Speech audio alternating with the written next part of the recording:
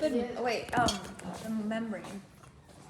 Well, just tell me about like the structure and stuff. We know that they're hydrophobic, right? Yes, they do Why? not like water.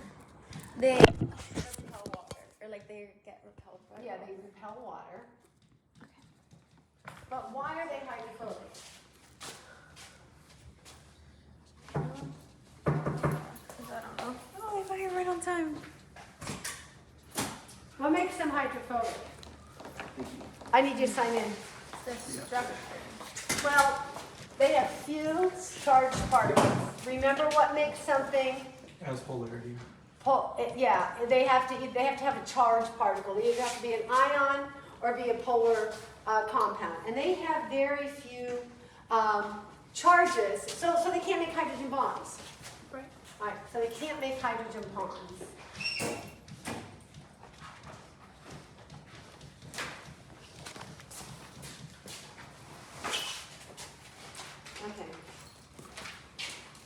Okay, so fats. These are what you have to know. You have to know that we have fats. These are lipids. Oils, waxes, and don't forget steroids. We're going to talk about those. Are all fats. And they, remember, these are because they have higher carbon, oxygen, and hydrogen-oxygen ratios than the other ones do. Okay?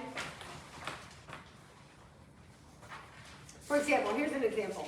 Glucose, which we know is a carb, is C6H12O6. We know that ratio is 1 to 2 to 1. But cholesterol, which is definitely a lipid, is C27H45 with 1 oxygen. So you can see that ratio is crazy. Okay? Okay, so we've been talking about carbohydrates. When we go from monomers to polymers, you know that it's all a covalent bond, but they all have a special name. So when we are doing, what is it for carbs? What kind Glycosidic. of glycosidic. Yeah. Proteins. Peptide. What are these? Glycopeptide bonds. These are ester bonds. Oh, ester. Ester bonds. Okay. They're still covalent, but they're called ester bonds. Okay, wait, Dr. B. Mm-hmm. So they can't make hydrogen bonds. Is it because all the hydrogen? They don't have charge. They don't have a lot of charged particles. Okay, is it because the hydrogens are already all bonded to something? Like Right. They don't donate or. Okay. Well, first of all, they're not sharing electrons unequally, so there's no charge, and they don't break into an ion, which is how the other things that are hydrophilic, like sodium chloride. All right. Okay, so we're going to talk about triglyceride as the monomer, as a polymer.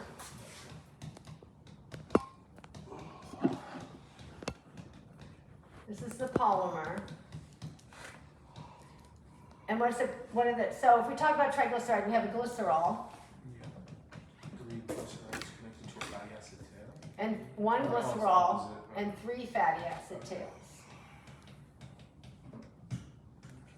So when we look at these fatty acid tails, we have a C double bond O, OH, and then just a string of hydrocarbons is the fatty acid tail.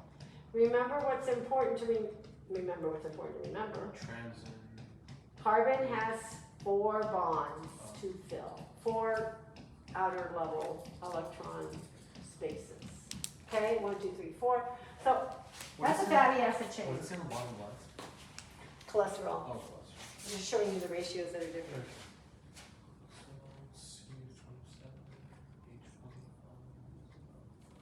Okay, so glycerol is an alcohol.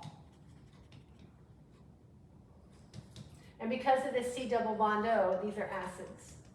Remember carboxyls is a carboxyl group, Oh yeah, Dr. B. and that makes it an acid. Do we need to know the functional groups? Like, do we need to remember? You need to know amine groups, carboxyl groups, definitely methyl Okay. and acetyl, because when it gets to expression of DNA and silencing it using methylation, Okay. yeah. Glycerol. Okay, triglyceride. Okay, so Remember, phospholipids are a modification of this. So when we talk about our phospholipid bilayers,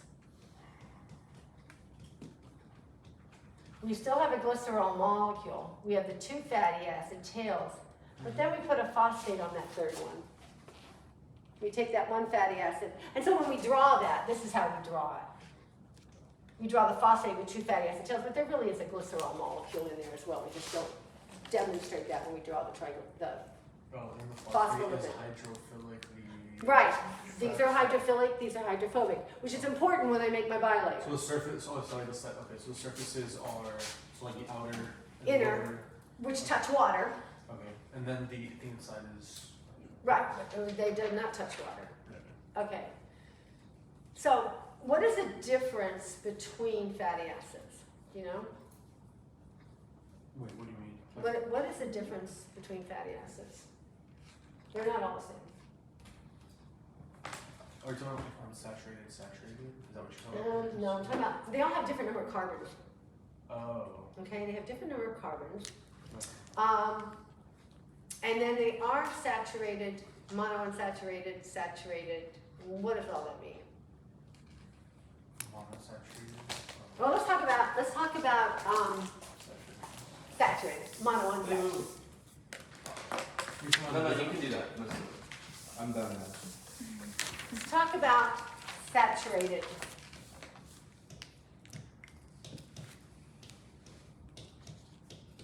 Saturated fatty acids. What does that mean when I say saturated? All of them have all the carbons have hydrogen attachment. All their bonds are like. All their bonds, Are, well, no. Oh, but is it just all hydrogens are attached? So like they have hydrogens attached. I have some double bonds, which mean, no, saturated. No, everything, Is filled. there's maximum number of hydrogens and on the carbons. I cannot add any more. So for example, you'll see this written, C double bond OH, C to the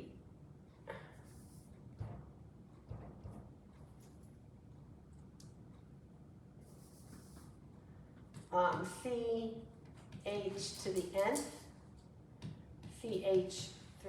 What does that mean? What did I just draw there? Oh, you do the C carboxyl. double bond OH, Carboxyl, then the chain of. unknown amount of CH's, And then a CH3 is the end. Okay. Okay, so you might see it written like that. CH's to the nth. This change varies. So instead of drawing it all out, they may draw something. They might give you something like that. And all they're saying is there's a C double bond. There's my carboxyl group. I have a chain here of carbon hydrogens to the end. I don't know how many I have because it depends on the. And then I end it with the CH3. That's my terminal end. Okay? Okay. So if I'm saturated, I have a C, double bond O, OH.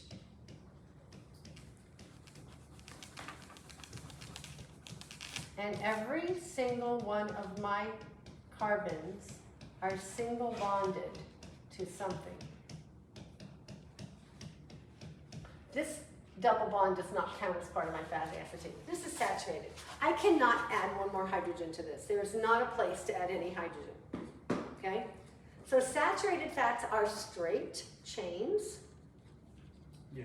which allows them to get close together and be solid at room temperature.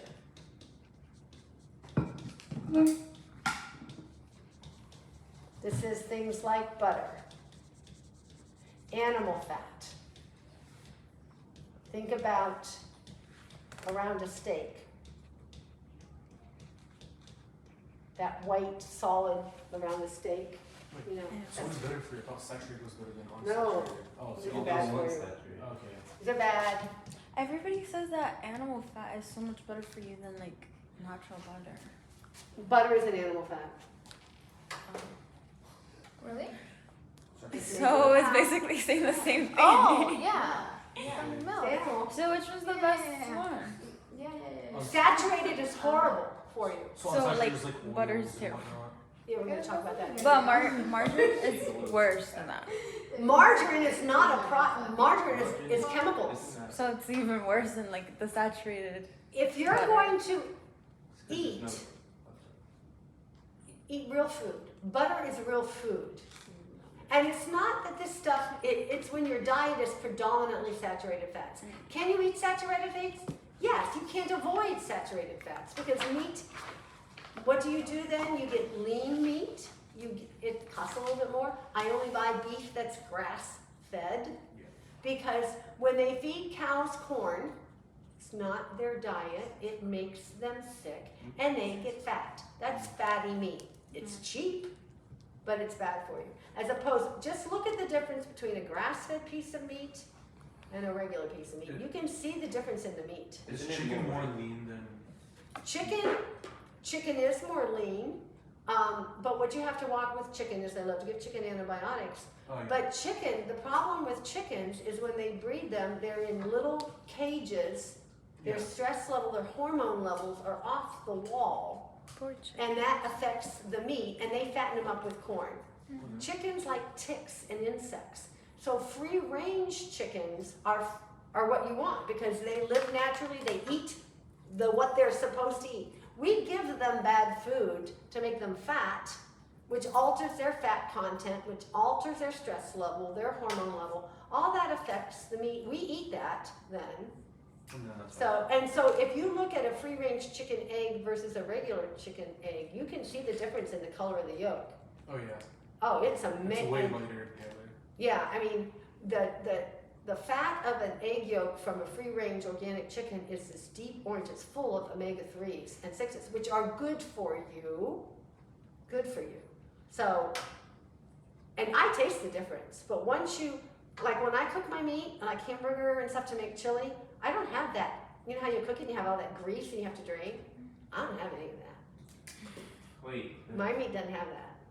Grease and- Um, You know, if you brown meat, like ground chuck hamburger, the oils, the fat that drips like off of when it, you're cooking ground beef, how it turns brown. Mmm. but then all the grease. Yeah. I don't have that. Okay. I have very little of that in a grass-fed cow. Okay. So then what's the difference between LDL and HDL? Okay, we're gonna get to there. Oh, Okay, you tell me, well, I remember was one of them was better for you. I don't remember which one's better, I LDL or I think it's HDL? LDL. Isn't that Low LDL the bad one? low density lipid. I think is I'm what it's saying for. LDL. I might be wrong. Is it low density? Low density? No, low density something. I don't know. It is part of your cholesterol level. Okay, I think LD is. I don't know, look it up. We're gonna get there in a minute. Yeah, you definitely want one more than the other. When you look at your ratio, you'll get a cholesterol level, and then they break that down into a ratio of HDL and LDL. Oh, never mind. HDL is the better one. It just clicked. I Okay. know the structural difference though. so No, that's just why- because she was like HDL and then LDL makes Alright. sense. Low. It talks, And then. but high. which one's better for you? Okay, so this is saturated. This is not good fat. Do we need it? Yes. Should our diet be predominantly that?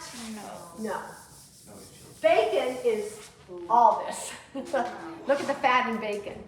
You know, It's Bacon is HDL. so That's good. why I don't. HDL is bad. No, it's better. We just Okay. checked. So bacon is definitely saturated fat. Do I eat bacon? Yeah. Do I What eat if the it's organic? Grass Organic. fed.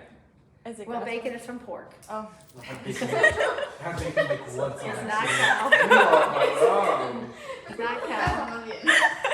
But I do like sausage, but that's really bad from pigs too. So I usually eat organic chicken Have you sausage. seen the These videos sausage. The of what? the sausages and how it comes out? And it's like, You've never made it? no one ever made They sausage. use Oh. like the small intestines as a casing. Yeah. The small intestine It is is. a casing. Yeah, they use small intestines for the casing. And it's An like ground actual beef. like. Yes. Yeah, that's The ones that we eat? That's Yeah. what you eat. Ew. No, but they thoroughly clean it No up, me though. digas, Gabriela, no me digas. Like, we slaughtered the cows, No they me. thoroughly clean it. We use it. Well, you don't have the Blood muscle, you sausage just have the es una covering. melisa. Yeah, it's just. Longaniza es algo Okay, diferente. anyways, we should- Es el que se parece al Morcilla. ¿No comes morcilla? Ay, no, yo no. They do. Eso me da una idea. I made them. Guys, we're not gonna get down. Okay. Unsaturated. They're processed. has some bones. Okay, now this is where it's gonna trick you. IB is gonna trick you. There's no H. Oh, okay. Double bond.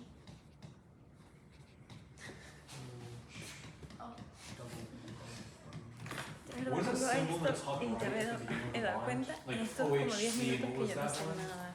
C double bond OH. C Is that an O. O as well, or am I just like, that's another That's O? an OH. Oh, The okay. carboxyl. Okay. Okay. Oh, C double bond O OH. I did it wrong. C double bond O OH. Oh. Okay, I did it wrong. Okay, C. here we have a double bond. Okay, the double bond tells me this is a mono unsaturated fat because it's just one double bond. I can break this bond and add 2 more hydrogens here. Right? Yeah. Here is, this carbon has 1, 2, 3, 4 bonds. If I break it, I can put another hydrogen here. Oh, yeah. And here, 1, 2, 3, 4 bonds. If I break it, I can put another hydrogen here. Then I would be saturated. Now, this is mono. If I have multiple, I can be polyunsaturated. What happens, it causes a kink.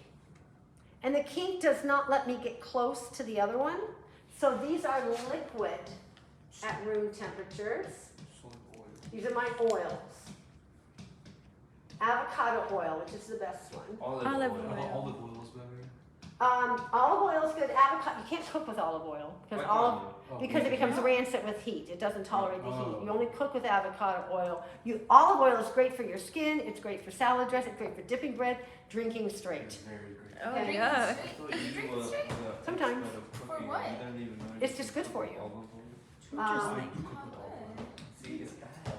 Well, my mom always gives it to me You when have I'm to be sick. careful. Here I am going off on my tangent. You have to be careful with olive oils because olive oil becomes rancid pretty easily, especially if they don't pick. So the cheaper olive oils, sometimes they mix good with rancid. You got to get like a good, nice organic, We cold usually get them pressed, straight from our first pressing kind of olive oil to get the true. Or just eat olives. Olives are good for you. Oh, I love black Okay, olives. now- Olive oil tastes sweeter than brown. Because of this kink, we draw it as a kink. IB will draw them straight. We just need to recognize the double bond. Yes, so don't look for the bend. Look for Look for a double bond, because IB will draw them perfectly straight with a double bond. That's one of those things that someone's gonna go, oh, it doesn't have a kink, it's got to be saturated. Okay, what is a polyunsaturated fat? More than one double bond. Oh, they just, it's, so that just, Monounsaturated, polyunsaturated, multiple double bonds. so it just refers to the number of double bonds. Right, Okay. more than one. Okay, now, this is a natural oil. This is a natural substance. This is good for you. This is the fat you should be eating. Instead of butter on your toast, you can put olive oil, you know, the dipping with the olive oil and the spices. It's great. I like coconut oil is really good on toast. Coconut oil is very good for you. It's a short chain fatty acid. And so it depends on the temperature. It gets liquid at about 70 degrees. So sometimes you pull it out of your cabinet in a liquid, and sometimes you pull it out of your cabinets in a real soft solid. Okay, it's still really good for you. Coconut oil is really good for you. So Is that, it better than avocado? I put coconut oil on my No, she my just said dog. avocado was the yeah, best it's one. good for you. We put coconut oil in bath. I use it on my hair. It's a very good moisturizer. So those are the oils that are good for you. Even though coconut oil can be solid at cold temperatures, because its melting point is about 73 or something like that. So usually it's a liquid, but sometimes I pull it out and it's a solid, but it's real soft. That's really good on toast too. Coconut oil is good on toast as well. So these are liquid room temperature. These are good for you. Now, what happened was back in the 60s and the 50s, we started to realize that's when, like my grandfather is a prime example. He died in his 50s of a stroke. He had to have bacon and eggs every morning. I mean, my grandmother did nothing but cook. And then for dinner, he had to have a meat and a potato and a mashed with gravy and a vegetable, and they had to have dessert. Wait, potato and the mash? No, the potatoes were usually mashed. Okay. With the gravy. With the gravy, which is all saturated fats. Mm. All saturated fats. Even the mashed potatoes? No, but the Oh. gravy. But the thing about it is my grandparents had their garden, so they did organically farm, and they ate real food. Nobody could afford to go out to restaurants. They went down to the neighbors and bought the cow, and they took it, so it was a healthier kind of meat, but you still can't eat that every day. And so they started to think it was the eggs and the butter and all this fat that was causing these heart disease. Probably was. Maybe now realize probably not as much as we did. And so people were freaking out because they were saying butter is bad, eggs is bad. And it's like, think people, this is natural food. It's not bad. It's all about moderation. And so they decided that they needed to make margarine.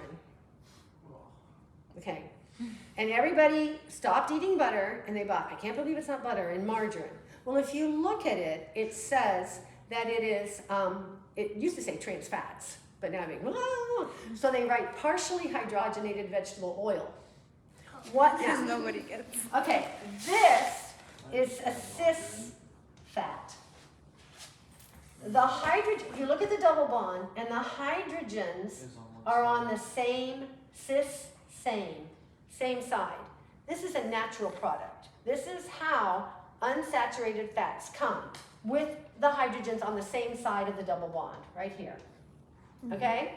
What they did in the lab is they took vegetable oil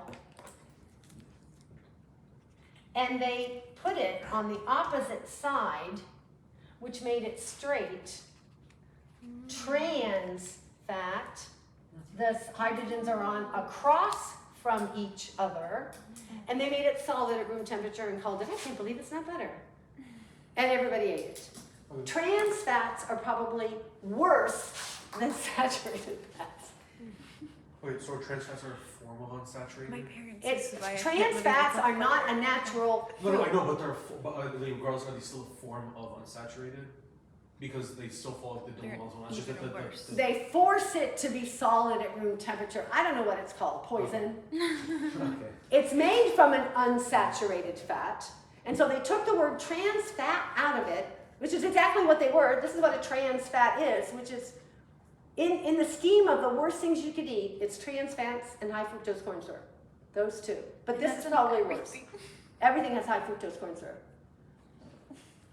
And they're trying to get all that out. You guys don't watch the news, but they're trying to get all that out of foods now, which to me is a good thing.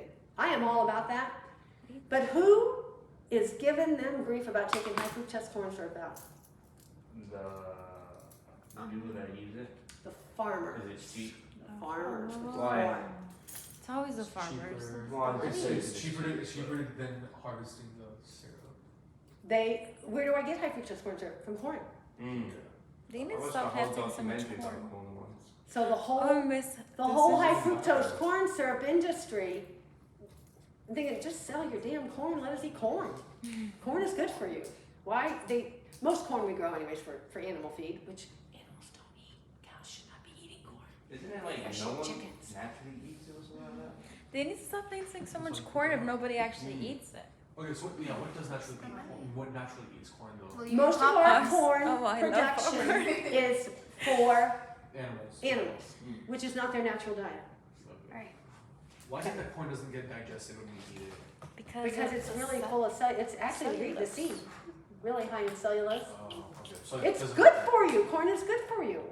Okay. Okay, so watch that on the test. They like to put the cis-tran. They like to make this straight, even though it should be bent. Okay, so trans fats, bad. They are not natural. They are man-made in a lab. You go home and look at your margarine, and you'll see if you have margarine or all that. Just look, it'll say partially.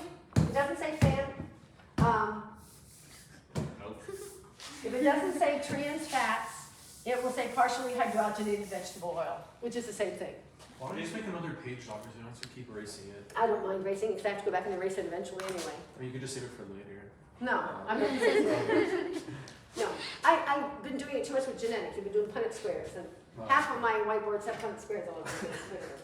Okay, so when we talk about omega-3s, omega-6s, omega-12s, Fish you know has what that omega-3. means?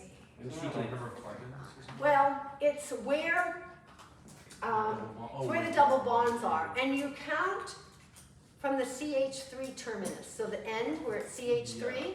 So if the third carbon is a double bond, that's omega-3. The sixth carbon is omega-6, omega-9, okay? And so it's really good, those omega-3s and 6s. People say, I have omega-3s and omega-6s, and they go by omega-3s and they go by omega-6s. But the thing about omega-3s and omega-6s, it has to be in the correct ratio. Eggs are in the correct. What about like salmon, Salmon. for example? Because I know salmon A natural product is in a good ratio. the good ratio. So you What's need, an omega-9? Like what food has that? I think fish, fatty fish. Google it. Google which foods have omega-9s. I think there's even a 12. Oh, foods. But three. Okay, so then what do we call ones that have like the second one or like the fifth one? Like the ones that aren't under like the 333. I don't know what Maybe those we are don't called. Nuts, avocados, olives, and oil. oils. See how good they are? All the good foods. That is really good. So those are good Peanut fats. oil. Eat avocados every day. Really? No, I don't, but I could. I don't like What if I have avocado. guacamole? Don't. Guacamole is good if you eat organic avocados, Yeah. organic tomatoes, They're some so bland, spices. they don't have taste. The avocados? Yeah. That's why you put it in. No, I know. You put a You little put bit of spices with it, it's salt, good. you put a little bit of No, I something on like that. top, Looking on and its then it own, I tastes think actually it's pretty just- good. I like guacamole. Okay, Oh, I love it. okay, so let's talk about triglycerides and where these fats are in adipose tissue. Adipose tissue is just another name for fat tissue. Fats and oils are osmotically inert. What does that mean? They don't have like they don't have an osmotic pool. Right, so they do not affect osmosis in any way, neither does starch and glycogen, the big macromolecules in carbs. Okay, wait, you Those said monomers do when I break glycogen and starch down into glucose, that's osmotically active. But the molecule, the large macromolecules are not. And so neither are these. And so we store excess, we have fat everywhere. Yeah. In some places we need fat. We need a thin layer of fat around our abdominal organs. Just a thin layer as a Insulation. protection and a cushion. The people who have really big, that's all fat that's around. It's bad. Because it also gets around your heart. And when you have this big fat tissue around your heart doesn't work very well. So but we do need some fat to do that. Women have more fat than men genetically because we carry the babies, and we still have that throwback from caveman Dave when we had to, just like the bears, eat all spring and summer and fall because there was no food in the winter, and we had to eat our fat, our bodies, and women were usually pregnant at the time, and then they breastfed for 2-3 years. So women genetically hold on to fat more than men simply because of that whole birthing, taking care of the baby. There's nothing we can do about it, it's genetic. We have too much. We need fat for our phospholipid bilayers. So when we make cells, we need the triglycerides for our cells, and then also embedded in our phospholipid bilayer, again, is cholesterol to maintain the fluidity. So we need cholesterol there. All of our hormones, most of our hormones, not all of them, but our sex hormones definitely are steroidal based. So we need steroid, which is cholesterol based, for hormones. We haven't learned this yet when we do the nervous system, there is a fat sheath, myelin sheath, which is fat. We need that. If you don't have that myelin sheath on your nerves, you cannot propagate your nerves, and your impulses are really slow, and those are some what they call demyelinating diseases. We'll talk about when we get to that. So it's not that we don't need fat, we do. We just have excess fat. Most of our diet is high in carbs in the United States. We're into breaded fried chicken on a white bun with French fries and high fructose ketchup and a milkshake or a Coke, which is full of sugar. So very little good protein in there, tons of bad fat, very little good protein, and tons of carbs, okay? So when we do not expend energy, remember our first energy source is glucose. Yeah. When we go through the glucose stores, I'll get to you in a minute, James. After about 20 minutes, we have to start burning fat. We never do that. We don't go past that 20-30 minutes of exercise, real exercise, where we start to burn fat. So as we save this fat, we put it into adipose tissue, or we have fat cells. We don't add more fat cells. We just put get more bigger? in the fat cell, so the fat cell itself gets bigger and bigger and bigger and bigger and bigger and bigger and bigger. Okay? What happens with people that have beer bellies? Like that's just like a whole bunch of fat. It is fat. Unless you're an alcoholic, then it's fluid. Like that. Oh, that's interesting. A lot of this is the fat around the organs. Okay. You see people store fat differently. There's the apple, where it's all right here. Yeah. There's the pear, where it's all right here. Ooh. Yeah. I think I have the pear one. I just have it all over. Okay. What was your, okay, the other thing, remember, and they do ask this quite a bit, about the energy differences between carbs and Oh. fats. Lipids are 9, everything else is 4, aside from nucleotides because they don't have an energy. Right, we don't get energy from them. So we have 4 calories per gram of carb, 4 calories per gram of protein, but we get 9 calories per gram of fat. We get more bang for our buck there, okay? We know the phospholipid bilayer, we talked about that. We have steroids. Hey, what are the structure of steroids? 'Cause I think Steroid, there's rings of carbon. Well, I can't draw rings, but there's 4 fused rings. You can see them. They're quite big molecules. There's 4 fused rings of carbon atoms. Couple of them have 6 carbons, and one of them has 5 carbons. So we have these fused rings. They are hydrophobic, and the reason that steroid hormones, when we talk about this in the nervous system, is they can pass through the membrane. Okay? So when we talk about steroidal proteins and peptide proteins, they function, or hormones, sorry, they function differently. Peptide hormones are hydrophilic. They have to actually attach to the membrane and use a secondary messenger to send their message in. But steroidal hormones, because they are cholesterol based, pass right through the phospholipid bilayer and affect the nucleus themselves. They don't have to have a secondary messenger. Okay? Okay, what questions do you have about fats? Is Chipotle good compared to like? No. No, it's still bad. Alright. I don't know any fast food that's truly good. But I don't know. What about Kava, the new? No, if I go to, I don't go to fast food, but if I would go, like, sometimes I go to Panera, but I get a salad. Is the salad organic? No, but it's not fat either. And I'm hoping that they wash the lettuce. We do not wash the lettuce. Does it come pre? I think it's pre-washed though. Yeah. You work at Panera? Yeah, the one here. Oh, So- you work with Ariel. Yeah. you do? You guys all came in that day. Yeah. I just I get a don't salad remember, if I but yeah. go, or, yeah. Like, I don't get the mac and cheese, that's cool. Oh no. Do you it- get it- the it- soup? It tastes horrible anyways. What about the grilled Huh? cheese? Is the soup good? Cause I get the soup all the time. It just it comes in a bag. In a bag. Yeah. The only things that we like that are fresh, quote unquote, are the sandwiches and salads. But the bread we make in store.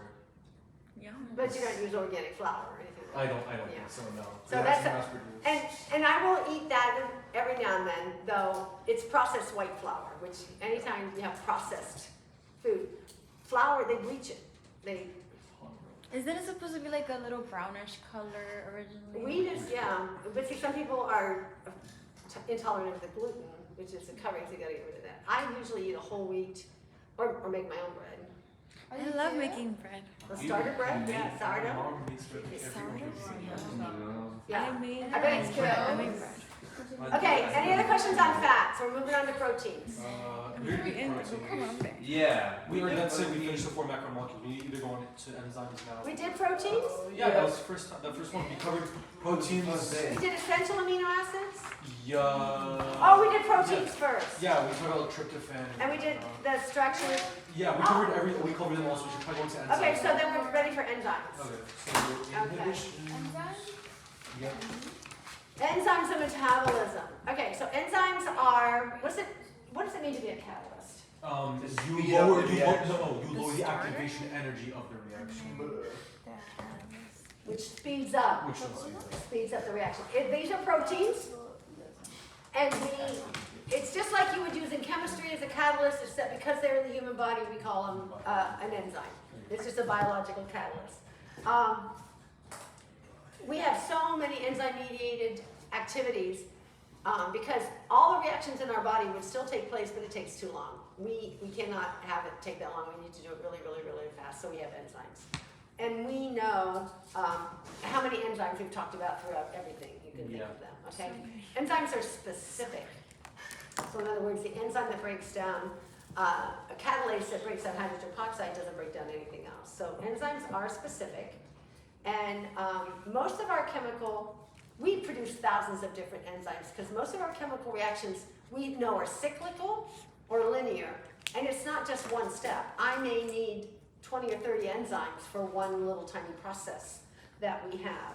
And so because in that linear one, and really even in the cyclic one, the substrate, the product of the reaction is the substrate of the next one. Then that's going to be reacted and become the substrate of the next one. Okay? So define metabolism for me. It's wait, crap. This was an important one. So the chemical This is all the reactions. answer to this. It's all the what reactions? All enzyme mediated. All enzyme mediated reactions. So Those it's are all the very chemical valuable. reactions. It's probably similar. It's you can get him, it's his brother. It's fine. Valuable. I didn't see. Yeah, he's walking around. Oh, Okay, easy. so it's the sum total of all chemical reactions in cells and in organisms, and they're enzyme mediated. Okay? So there are two parts. What are the two parts? Catabolic and anabolic. Right, so we have catabolic, which is Destroys, anabolic adds, and the way you remember it is anabolic steroids, like muscle builders use. and So- catabolic I remember because of cannibalism is like Oh. and that's how I remember. Okay? And so what is an example of an anabolic process? Don't answer, let them answer. Of a what? Anabolic, which is a building process. What is an example of a building metabolic process that we undergo? You guys got them. You just take this. Where's something we're building something? Muscle. This is the first thing that How about comes to protein mind. synthesis? Do I take an amino acid and build a protein? Yes. That's an anabolic process. Okay? So is photosynthesis. Because I'm making glucose from inorganic. Okay, so what are some catabolic processes?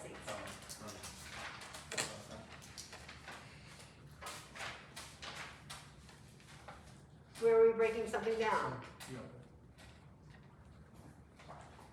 Cell respiration. So I take glucose and break it down. How about when I eat food and it goes in my gut? That's extracellular. Right? If I eat something, I chemically break it down in my gut into smaller and smaller pieces. So that's a catabolic process, digestion. That is an extracellular process. It's not occurring in a cell, it's occurring in the gut. What about like hydrolysis? Is that not enzyme? Hydrolysis is breaking, but it's not enzyme mediated. Okay, that's what I was Okay. Alright. It's not an enzyme mediated. Hydrolysis is breaking down, but it's breaking of water. It's not an enzyme mediated thing. Okay, so what is unique about the enzyme is the shape. Remember, proteins fold. They look like a hot mess when you're looking at them because it's just this conglomerate. But because of the order of the amino acids, which have the order of the base pairs, and those base pairs all have different functions. I mean, there's acidic, there's basic, there's hydrophobic, there's hydrophilic, all of those. And it determines how my protein folds. Okay, so remember, positive will go with negative. Sulfurs will come together and make a disulfide bridge. The hydrophobic parts will fold in, away from the outer part of my protein. The hydrophilic, we have all of these kind of forces. But the only way that works is if my amino acids are in the correct order, which means my DNA is in the correct order. And so when an enzyme folds, it's actually a three-dimensional shape. It's globular protein.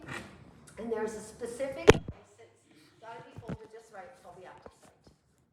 So this active site is where the substrate, whatever I'm breaking down or building up, enters, and it fits into that active site. What the enzyme does is it either makes a bond. If I have two substrates coming in and I'm going to build something, it will connect those bonds together and the product will be one thing. or it will take one thing in there, break bonds, and what it releases is two things, or three things, or whatever, okay? So I'm breaking bonds or building bonds inside this enzyme to make a reactant to a product. And so, now, we used to think that it was a lock and key method, Yeah. model, where this enzyme was a rigid structure and the substrate was rigid and they just fit like a lock and a key. In other words, remember, this key only fits my door. I can't start my car with it. I can't get into building 9 with, or the admin building with it. We now know that that's not true.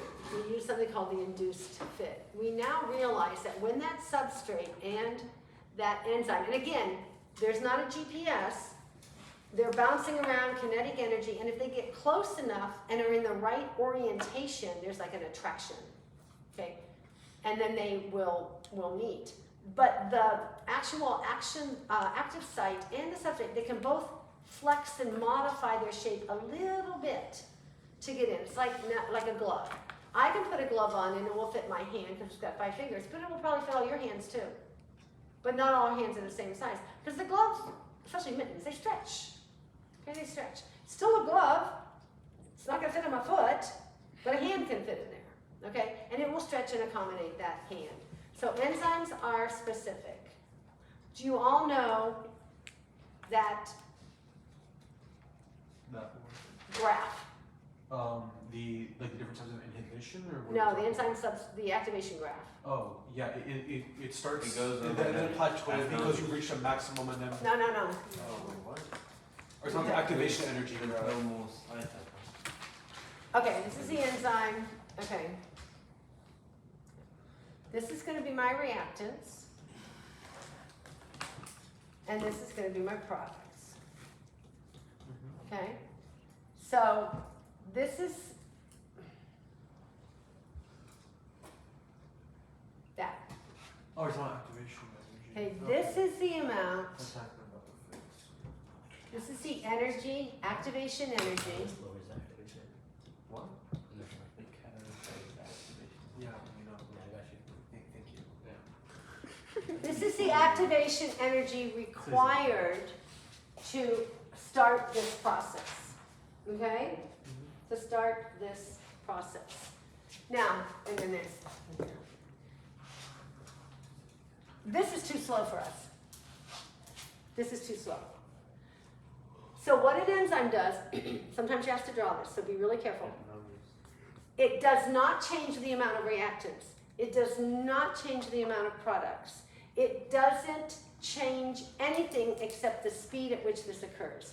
The enzyme does not become part of the reactants, the product. It does its thing and then it's reused.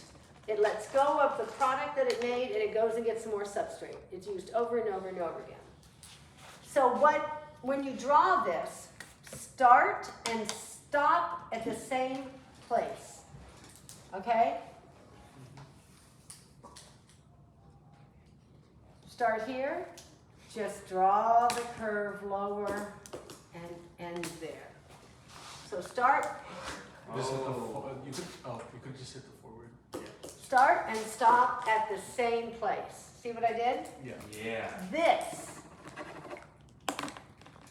is activation energy with an enzyme. What kind of reaction is this? Oh, exothermic? Exothermic. I have less energy than when I started. Where did that energy go? I gave it off, right? My energy is less than when I started. So this is the next, and I've never seen the other graph on anything, so this is what they always show you. Okay. Make sure you know that, because that's asked a lot.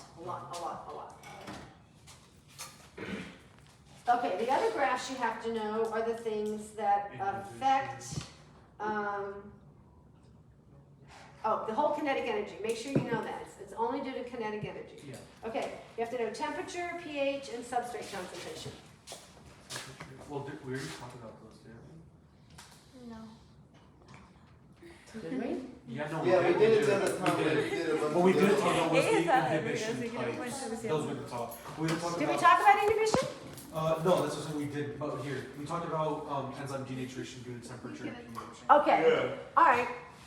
What happens with substrate concentration? Oh, we got it. Oh, and like it increases the plateau because all the active sites are full. Yeah, Oh. we just did it. Okay, all right, Very good. good, you Now still that's one remembered. thing less we have to do. That's smart, guy. Got Okay, it. we did the grass. Okay.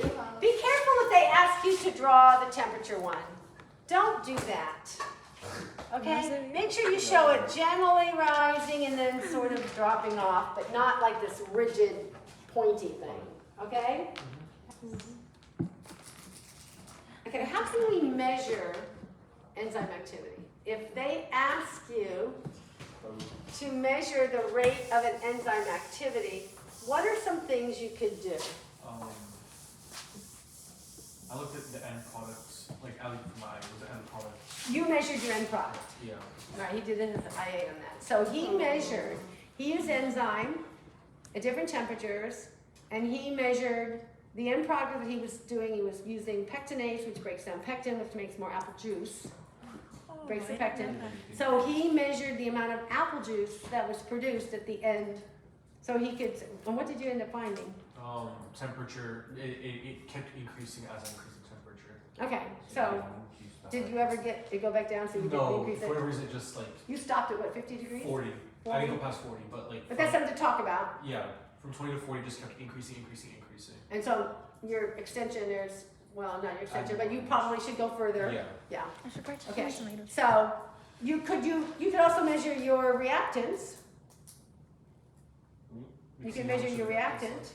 and see that should go down. The mass of your reactant should go down, correct? Mhm. The product should go up, and you could use all these different things to measure it. Right? Yeah. Because Shayla did. Shyla. Shayla with an A. Why did my mother put an A in there? That's why I call her Shyla with an A. She did P8. Did she do? I don't know. I think it just involved catalase. No, amylase. Oh, amylase. Start. Did I she? didn't do any of that. I think she did. I don't know if she mixed it with pH or she did temperature too. I can't remember. She did it as well. Okay. She looked at starch digestion. Okay. We did that. Okay, inhibition. Let's talk about enzyme inhibition. We have a couple of kinds. What do we have? Competitive. Let's talk about competitive first. Huh? That's a no, but I don't know. It's so Okay. sad because you would have like the Competitive tells you that the substrate, the competitor, is competing for the active site. There's a competition for the active site. And in order for competitive inhibition, you must tell me that the competitor is similar in shape to the normal substrate.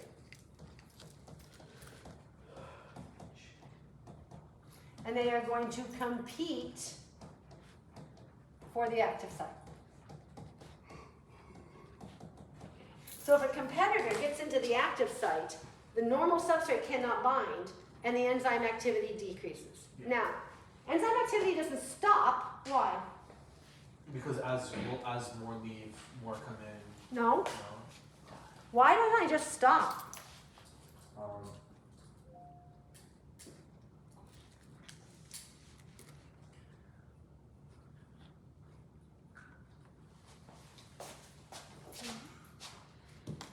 Got another graph.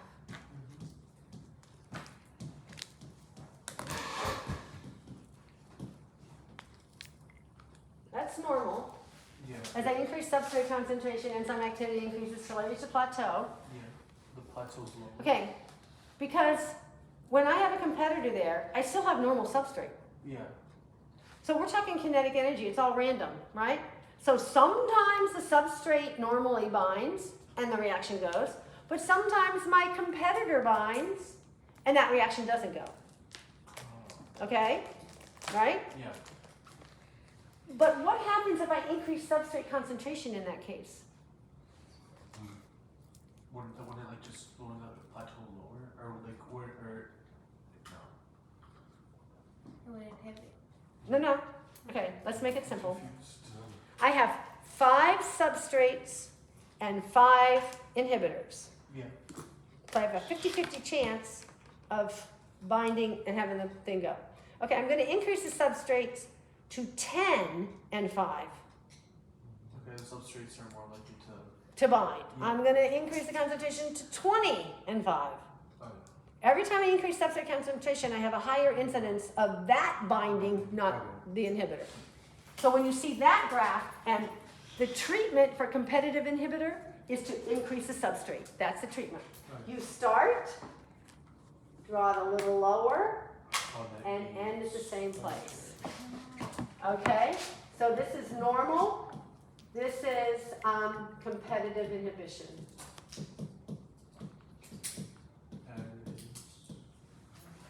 Okay?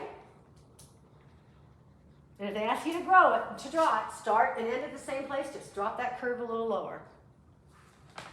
All right? That's competitive. The treatment for competitive inhibition, that question gets asked different kinds of ways, is to increase the substrate concentration. That will fix it. Okay? Did I change the shape of the active site there? No. No, the active Just site has blocked been it. kept in shape. I didn't break any bonds, I didn't do anything. It's just that I have something there that also fits in that site, and they're competing for the site. The normal and the inhibitor are competing for that site. Okay, we all got that? Yeah. Okay, what about End product. non-competitive? What's another name for non-competitive? Allosteric. Okay. What does allosteric mean? Oh, there's another site. A site other than the active site. So in a non-competitive inhibition, a substrate that is not, doesn't have to be like the normal substrate, but the competitor binds to a site other than the active site, but it changes the shape of the active site. So for example, my great drawing, let's say that's the active site, okay? But let's say here's an allosteric site, and so I'm going to, here's my non-competitive inhibitor. It's going to bind here, but when that binds, it changes the shape of my active site. Oh, then it doesn't fit. And so then it doesn't fit, Okay. okay? So Will increasing the substrate concentration help here? No. No, because it can't fit. That graph is there. Okay? This is non-competitive. Increasing the substrate concentration will not help. Okay, and it's something else that bonds the allosteric site? Is a site other than the active site. That's what allosteric means. It's someplace other than the active site it binds to. Okay. This is not as fixable as the other one. Can be, but sometimes it's not. A lot of poisons and stuff work this way.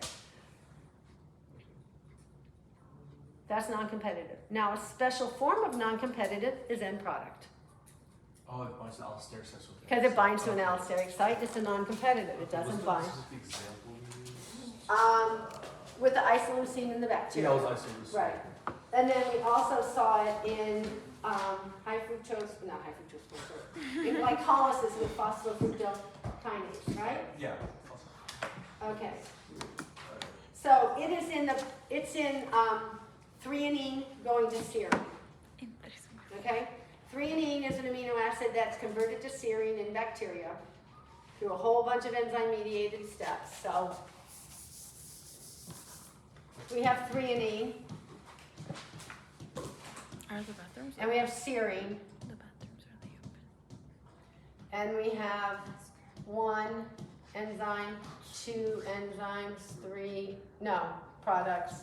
The lines are the enzymes.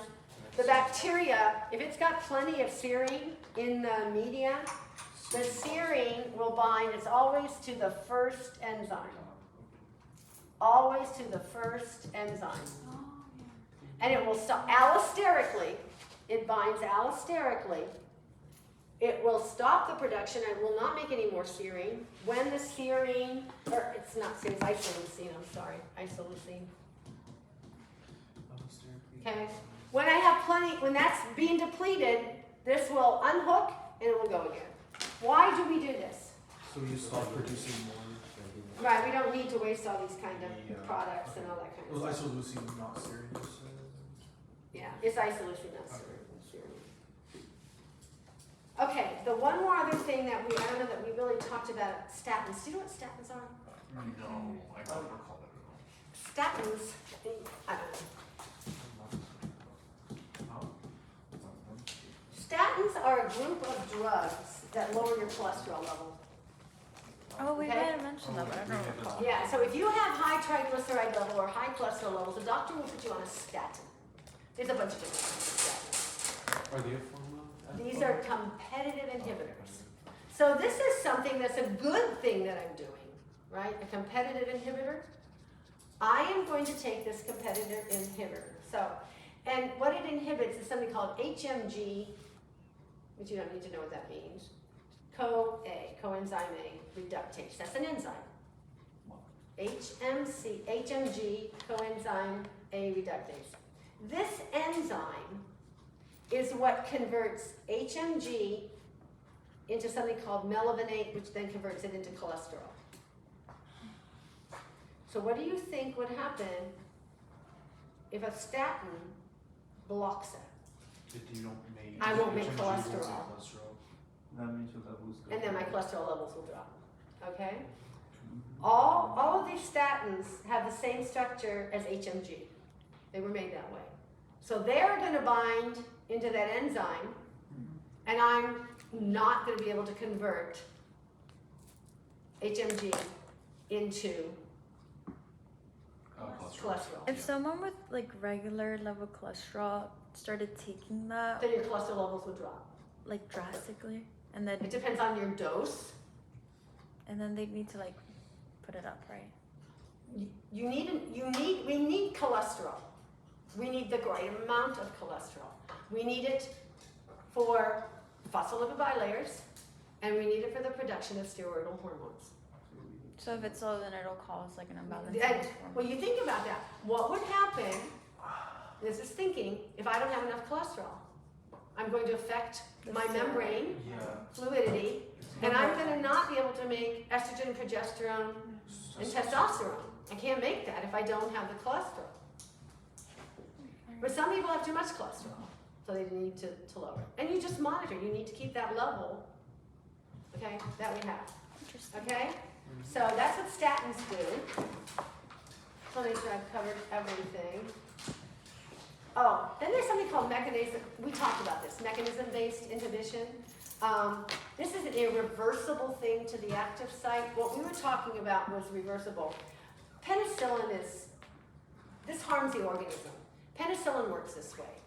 What did we say penicillin does? Oh, it targets processes that are unique to prokaryotes, such as building the cell wall or their version of protein synthesis. Exactly. So when I take an antibiotic, I want to kill the bacteria, but I don't want to kill my cells. So antibiotics have to be made to target The processes some of the metabolic process bacteria. specific to a prokaryote and not a eukaryote, or I'm going to be affected by it. Okay? Yeah. So the number one way it does it is through the cell wall. It will prevent formation of a cell wall. The bacteria can't survive then. Sometimes it affects, they do protein synthesis a little different. They have different ribosome, 70S versus 80S. But there's a little different processes that they do that they can affect that. But most of it is the cell wall. So they have these transpeptidases that causes this cross. The cell wall is made of cellulose and peptoglycan, okay? And they make these cross bridges that make that cellulose and that, well, in plants, but in cellulose in plants, but in animals they have this peptoglycan that makes this really cross bridge that makes it really strong. And what penicillin does is interferes with those cross bridges. Doesn't let there's an enzyme that it just interferes with that. So they cannot make these cross bridges and their cell wall falls apart. They never even produce a cell wall. Okay. So that's when we're talking about mechanism-based inhibition, it harms the organism. Well, it does. It kills the bacteria, and that's what I want to happen. The trouble with this is sometimes it's not specific. Frequently, people who get, now I'll go on my tangent again. Our gut biome is probably 99% of our health problems. What happened is we have to have normal bacteria in our gut. That's for our gut. They help us digest. They help us maintain regularity. They help everything. They have not evolved fast enough to keep up with the change in our diet. So our diet, we're putting things in our body that they don't recognize as food. They don't know what red dye, yellow, high fructose corn syrup, what are these? They don't know, they can't digest them. They get, anyway, I've got biomes for all this stuff. So frequently, my gut biome is in, because I eat probiotics all the time. My kombucha, fermented food, I have a good. And yogurt. And yogurt, all that stuff that adds good bacteria to your gut. But frequently, if you take antibiotics, everybody gets diarrhea. Why? Because it kills It's it. It kills the bacteria in your gut. Wait, so do antibiotics not affect your gut bacteria? Yeah, it can. It can. Some do. Not all, but some people say, "Oh my God, I get so much diarrhea when I take it." Yes, because not only did you kill the strep bacteria in your throat, you killed your gut biome too. Some of the good bacteria in your gut. Just repopulate it. Just when you stop, if you leave it alone and don't eat crap, it'll repopulate bacteria very good every 20 minutes. They duplicate. And eat fermented foods. Fermented foods are really good for you. Yogurt, kombucha. Pickles. Doesn't Huh? kombucha Pickles? taste terrible? Pickled juice is actually not bad if it's, If it's organic. I thought if you kombucha- eat an organic cucumber. Yeah. I don't think so. Yeah, fermented food is actually quite good for you. I mean, not tons of it, but sauerkraut. Didn't you drink kombucha Kimchi the other day? too. I drink one kombucha a day. Why? Kimchi. Because we're my gut biome. No, I get that, but like, I thought it tastes really bad. Like, I've never tried it. To So. shrimp anymore. You gotta get good kombucha. Kombucha is like, yes, I have had kombucha where it's very vinegary. Very, And that's the bad one? yes. Get, Do you buy your own kombucha? I do. No, I don't make it. I buy the organic kombucha from Publix, the green ones. It's very smooth. Peaches even Peyton likes it when I go. She goes, Lola, you bring kombucha? I said, I did. She likes the peach kombucha. Oh, she's so cute. She drinks my kombucha. I hope it tastes good. She's got good butt. Well, she eats so much crap. But her mom's getting better. I showed her that Yuga app. She was like, oh my God, look at all this crap. Just throwing it away. I said, yeah, So look at all when the she- additives you're giving my granddaughter. When she stays with you, do you give her like good food and stuff? I don't get crap. Yeah, she don't get crap. That's why you made Snickers. Oh, you weren't here for lunch. I gave some kids this weekend. Oh, I we made was, but I saw her. Yeah. Snickerdoodies. She loves them. So we bake, but yeah, I make all of it for you. And she'll tell you, she said, I make the best snickerdoodies ever. You make food. Again? It just, I keep looking on. There's a little notch. And when I play with it, I put it out of the notch. Okay, so properties of water next. Like, Who's in here?